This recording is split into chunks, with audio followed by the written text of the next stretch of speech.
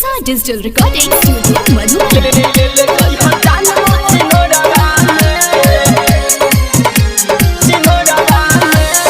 होई तोर विदाई आज भोरवा में ले ले जई हो जान मोर सिन्होरवा में। होई तोर विदाई आज भोरवा में ले ले जई हो जान मोर सिन्होरवा में। गोदिया में झूल के हमारा के भूल के निकल शादी के जोड़वा में। होई तोर विदाई आज भोरवा में ले ले जई हो जान मोर सिन्होरवा में।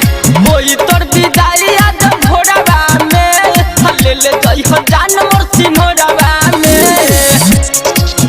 ले ले जई हो जान मोर सिन्होरवा में। सिन्होरवा में ले ले जई हो जान मोर सिन्होरवा में। मंडप पे जग सुविवाह जे लिखाई पीपी के दारू हम ओही जे मरी जाई ओही जे मरी जाई ओही जे मरी जाई। मंडप पे जग सुविवाह जे लिखाई पीपी के दारू ओही जे हम मरी जाई। तू तब भातार लेके कोरवा में ले ले जई हो जान मोर सिन्होरवा में।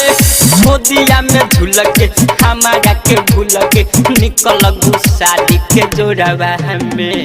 होई तोर विदाई आज भोरवा में ले ले जई हो जान मोर सिन्होरवा में।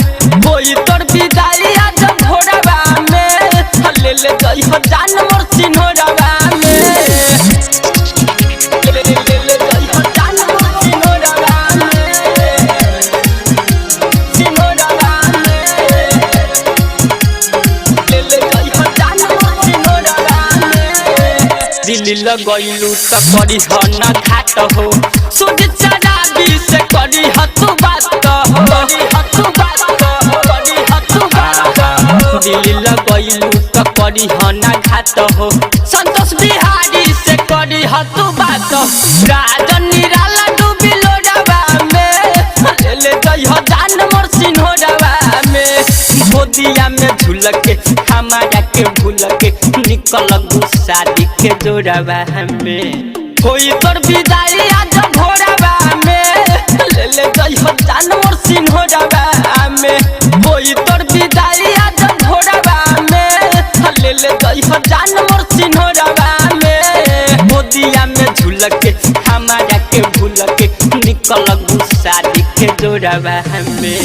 होई तोर विदाई आज भोरवा में ले ले जई हो जान मोर सिन्होरवा में। होई तोर विदाई आज भोरवा में ले ले जई हो जान मोर सिन्होरवा में। Nisha digital recording studio Madhuban. Mobile number 919942